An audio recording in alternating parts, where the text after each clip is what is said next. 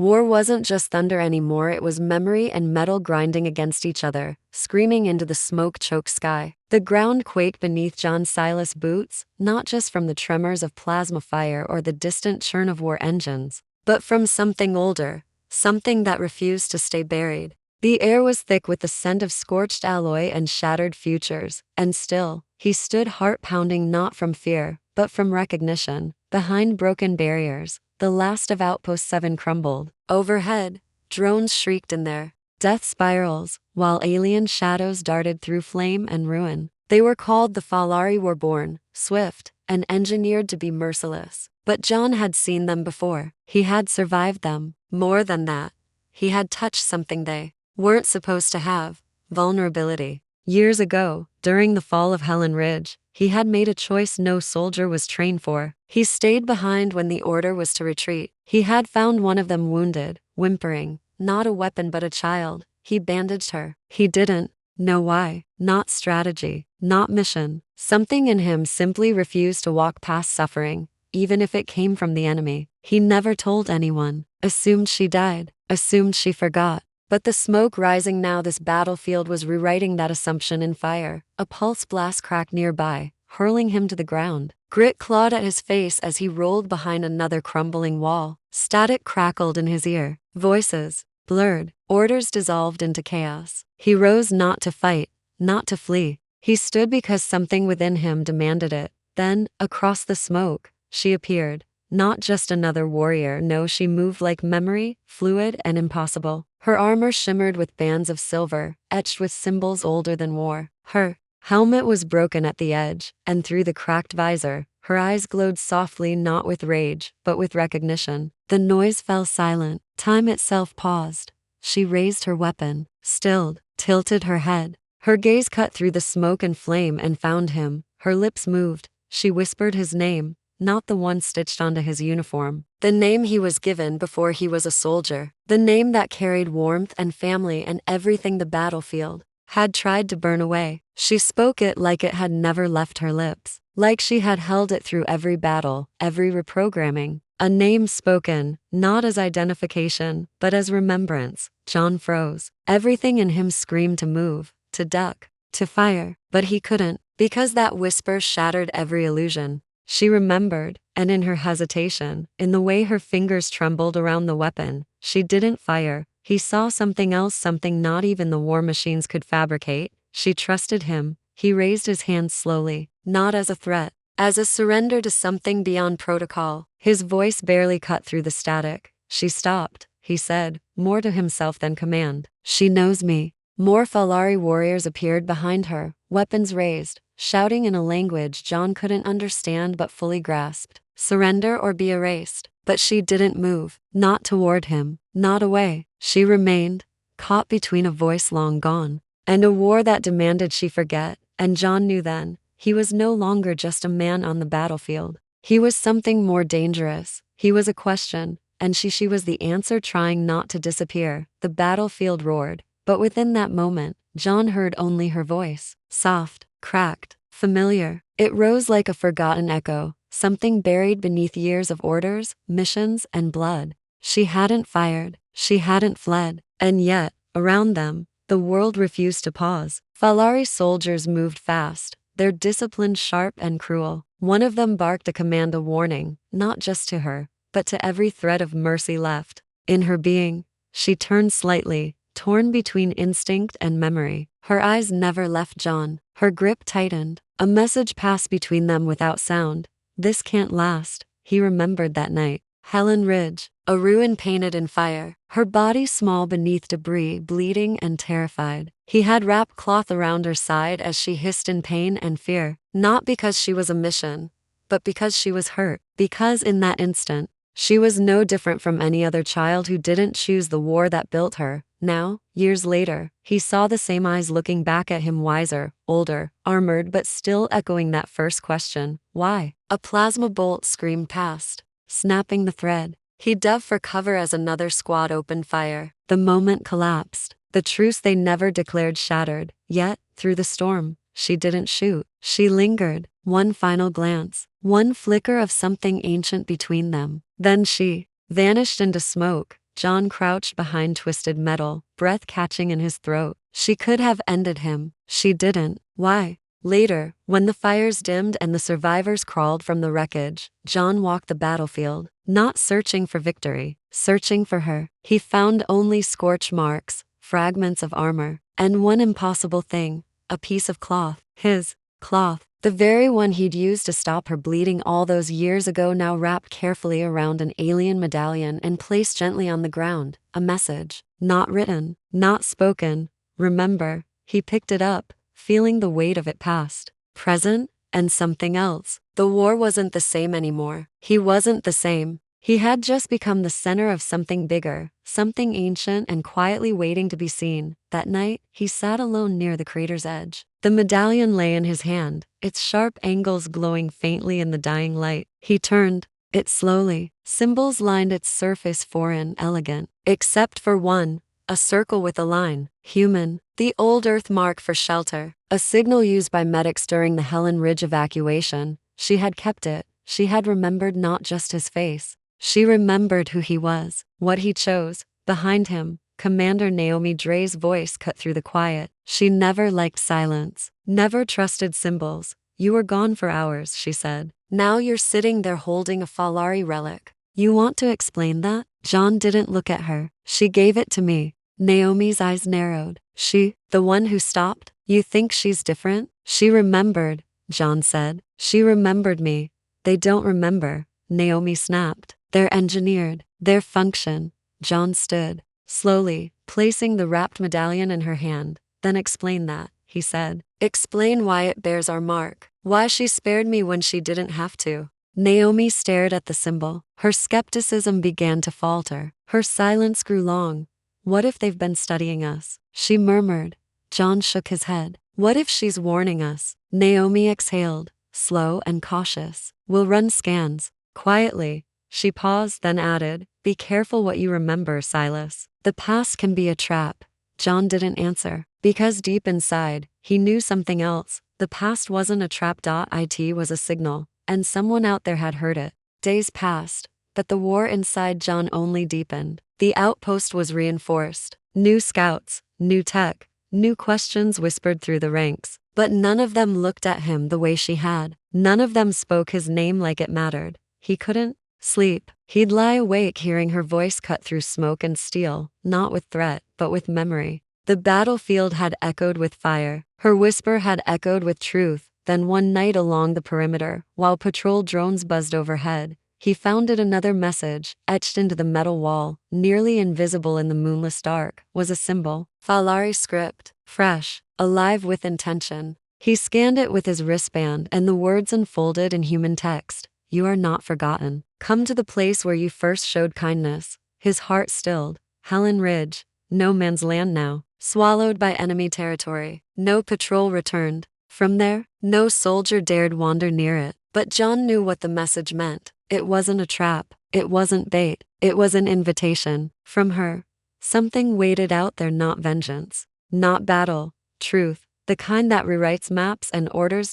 So he went. The sky above Helen Ridge bled red like old wounds. Towers leaned like dying trees. Ash floated through the air like forgotten prayers. The place was quiet, but not empty. It breathed like a ghost. Jon moved through the ruins like a man walking through memory. Every stone, every shattered wall, every twisted beam whispered of what had been and what still lingered. This place had changed him once. It was about to again. He passed the remains of the old medical bay, the walls blackened with time and fire. He paused, hand brushing the broken doorframe. Here was where he'd wrapped the cloth around her. She had been a child then, no armor, just wide, terrified eyes. And even then, he had known she wasn't born to be a monster. She had been born into a machine's war. A sound stirred the silence. Not metal, not wind, footsteps. He turned, breath caught. There she was. No helmet, no weapon in her hands. Only the same glowing eyes, older now, carved by war but unbroken. Silver tattoos lined her face, marks of a Falary sentinel. An elite, a killer. But she didn't move like death. She moved like someone who had waited years to speak. And then she did. You did not run. He blinked. Her voice was raw, fragile, carrying weight that no translation device could replicate. You remember? He asked. She nodded slowly. Yes, you chose me. When the fire came, when all others fell, you stayed. Jon lowered his hand from his sidearm. I didn't think you lived. I did, she said. And I changed. He stepped forward, every heartbeat a question. Why call me here? She looked down for a moment, the ash dancing around her like a veil. Because they are building something, not just for your kind, for all kinds. A destruction that removes memory, soul, name. He swallowed. A weapon? She nodded. Once. Your leaders will not believe. They see only war. But you saved me. Now I return that. He stared at her, voice barely more than breath. Why me? Her gaze met his, and this time it trembled. Because you made me feel pain. Jon froze. Not pain of wounds, she said, but pain of kindness. It was unbearable and beautiful. She stepped closer, pulling a small crystal cube from her belt, blue light pulsing inside it like a sleeping star. This is a map to where they build it. You must destroy it. Jon looked at the map, then back at her.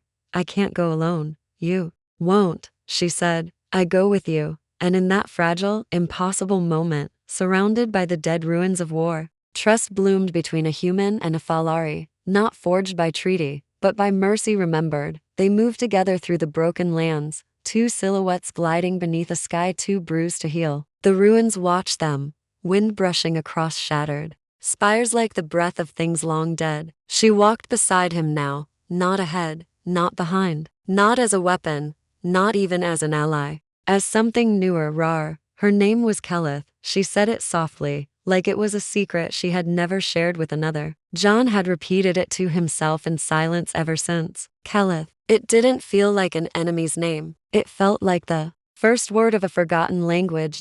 T the ridge's edge. The crystal map pulls stronger, guiding them toward a distant horizon veiled in shadow. She pointed across the black mountains. Beyond that, she said, the silence core. The name hung in the air like dust. Jon asked, what is it? A place buried in our dead, guarded by machines without memory, built to end what we cannot control. What's inside? She turned to him. A living weapon, born of our mind, fused with stolen human design. It does not choose sides. It erases. He felt something cold settle in his bones. So this is how they win? Not with domination, but with deletion? Her voice lowered. Not win. Just forget. They made camp beneath a broken tree, the branches clawing at the stars. The winds howled over the cliffs, rattling the silence between them. She sat tracing symbols in the dirt, not warnings, not calculations, memories. We believe, she said, when we die, our names leave the body last. They linger in the air. And if someone speaks the name, it returns. Is that why you said mine? Jon asked. She nodded. I did not want to forget you. His throat tightened. I didn't forget you either. He reached into his coat and pulled out a small metal charm, faded and rough. A relic from Earth, etched with a symbol older than any map. My sister gave me this, he said. Told me to never lose my story, even if the world tried to. Kellith looked down at it, then at him. Her voice was quiet. You are not what they told us. You feel more. That's what being human means, Jon said. To carry feeling even when it hurts. She nodded. And in the fading light, the war pulled back its teeth for just a moment. They weren't soldier and alien. They were two beings carrying memories that refused to die. As dawn crawled over the ridge, they pressed forward. The crystal led them through narrow tunnels and jagged paths carved by machines long abandoned. Every step took them deeper into forgotten ground. The silence wasn't empty, it was loaded with anticipation, the breath before something final. Then, they saw it. The valley stretched below them like a wound in the earth. Towers rose from deep pits, humming with quiet menace. At the center hovered a sphere perfect blue, pulsing like a waiting heart. Kellith whispered, they call it the hollow seed. Once activated, it grows. It feeds on memory, history, story. It doesn't stop.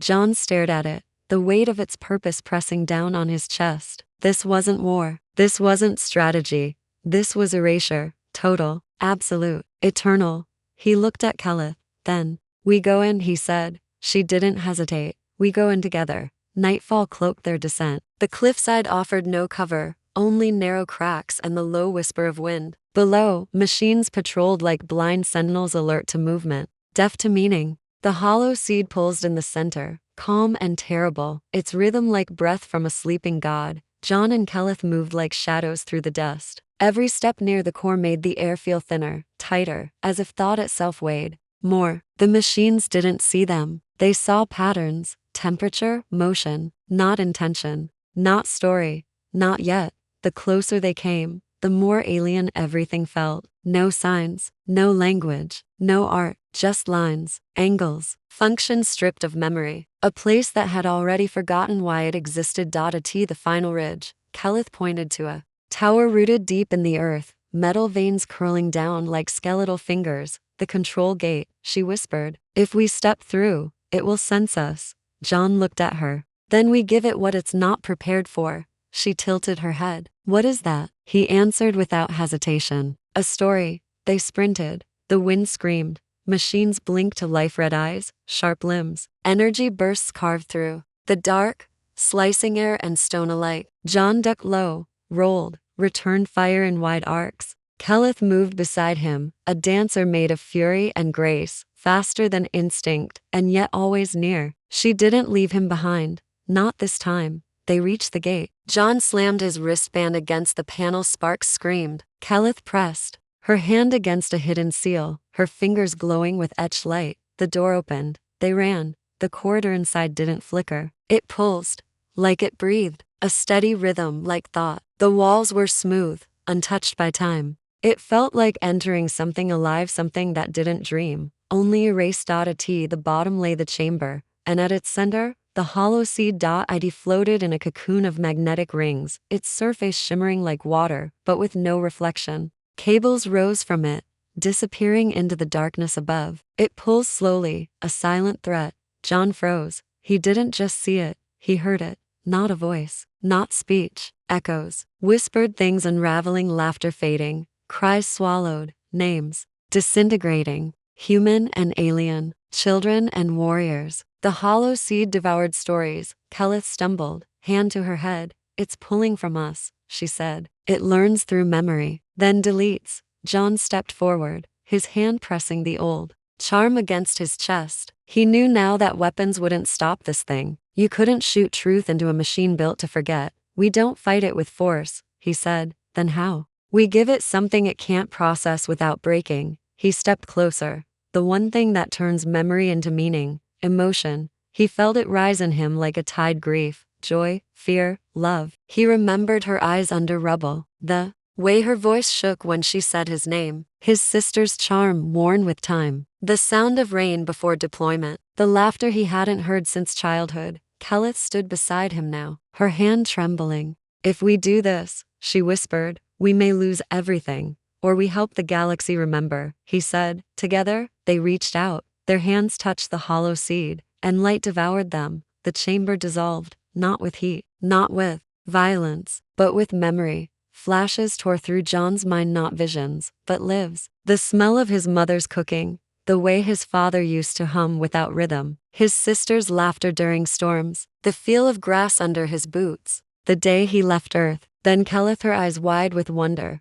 her breath caught in confusion, her face when he wrapped the cloth around her. The whisper of his name on her lips, not because she was trained to say it, but because it lived in her. She wasn't a weapon in that moment, she was a soul trying to remember. The hollow seed pulsed harder, resisting. It wrapped them in waves of silence, trying to crush what made them real. Names bent under pressure, faces blurred, voices frayed like old thread. The machine wanted to erase it all, to press them into nothing, to reduce them to absence. But Jon screamed, not with sound, with feeling, and Kellith did too. Memories surged back, full, raw, unfiltered. Love, sorrow, mercy, every painful thing that had ever meant anything. And the machine couldn't bear it. The first crack split the air like a cry. Light spilled from the sphere's heart. The rings around it wrenched out of orbit, spinning chaotically. Energy turned wild, uncontrolled. Then everything stopped.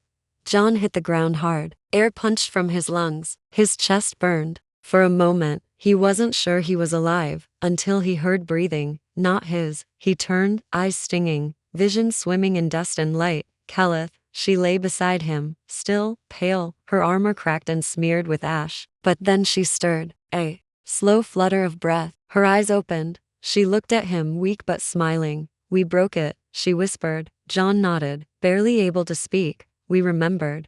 Above them, the chamber had changed. Where the hollow seed once floated, there was now only air thick with shimmering dust, fragments of memory, still glowing. They drifted down like snow, whispering names no machine could hold, and for the first time in years, Jon felt the stars. They looked brighter, they looked honest. The wind across the silence core had changed. It no longer carried dread. It carried something older. The silence left behind wasn't hollow. It was peace. Jon stood at the crater's edge, where the hollow seed had once pulsed with forgotten power. Now there was only stillness, the kind that didn't suffocate but allowed breath. Beneath his boots, fragments of memory flickered in the dust like dying stars, echoes of voices, faces caught mid-laugh, visions not just of his people, but of hers. The hollow seed hadn't been destroyed by force. It had been undone by what it could never replicate: remembrance. Behind him, Kellith rested beneath the broken control tower. Her armor hung in pieces. Her face was pale,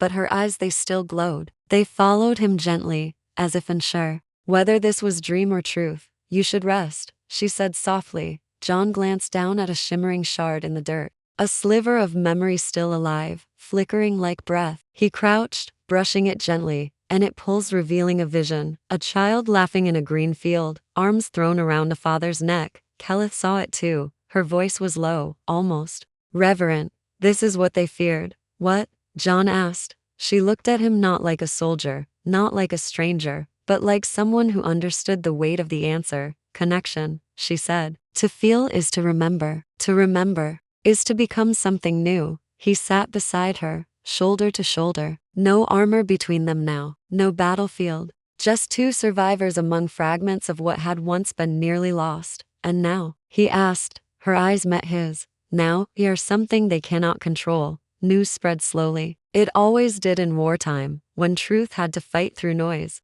Both sides sent scouts. Both found no weapon, no structure. Only two beings sitting quietly in the center of a crater, surrounded by glowing shards of forgotten names. No bullets, no blood, just silence shared like a prayer. High Command didn't know what to do with that. They reviewed the scans, debated the data, scrambled to build context. But it was the seed's own recordings, unstoppable, deeply embedded, that told the story more clearly than any report. A human risking himself not for victory, but to preserve memory. An alien bred for war, choosing not to forget. The footage went viral before the commanders could bury it. Across both civilizations, stories spread like fire. Soldiers began to lower their weapons, not to surrender, but to ask questions. Names were exchanged, stories were told. The past, once a chain, became a bridge. Weeks passed. Jon and Kellith stood together once more, but not on the battlefield. Before them stretched a long obsidian table beneath a domed hall carved from old diplomacy and new hope. A neutral council, cold stone and colder eyes. Generals, scientists, historians, skeptics, all watching. Jon wore the worn gear of a frontline soldier. Scorched but proud, Kellith stood beside him, not in armor, but in simple robes. Her tattoos, those symbols of rank and allegiance, had been removed. She had cut them herself without regret. An admiral leaned forward, human, sharp, disbelieving. Why did she spare you? Jon took a breath, feeling the weight of the moment press against his ribs. She remembered, he said slowly. She remembered what mercy felt like. The admiral narrowed his eyes. And that's enough. Jon met his gaze without flinching. It's more than enough. Machines can fight, they can destroy, but only those who remember can change. Kellith said nothing, but her presence spoke volumes. She didn't have to justify her choice. It was carved in the crater where the seed had cracked. It was written in the memories now being shared by both sides. Months later, the place where the hollow seed had once floated became sacred ground, not a monument to power, but a reminder of possibility. Two figures were carved in stone, reaching across a stream of light. One human, one Falary. Beneath them, an inscription etched in both tongues: we remember, and because we do, we become more. Kellith visited the site often, sometimes alone, sometimes with Jon. She said the wind there whispered differently, more honestly. Jon believed her, because something inside him had shifted too, not just in belief, but in identity. He returned to Earth once, walked familiar ground with unfamiliar steps. He stood by his sister's grave and left the charm behind, the one he had carried since the beginning. He whispered a simple thank you, because the war hadn't ended with a final weapon. It had ended with a name, spoken not with command, but with remembrance. The world didn't change overnight. There were still borders, still walls built by fear and habit, but cracks had begun to form, quiet fractures in the long-held narrative that the enemy was unknowable, untouchable, unchangeable. And from those cracks, light bled through. It started with whispers, then questions, then moments too honest to ignore. In training camps, recruits asked about the crater, not the battle, but the silence that followed. In Falary outposts, elder sentinels began telling stories not of glory, but of hesitation, of the warrior who remembered a name, of the machine undone by mercy. And through it all,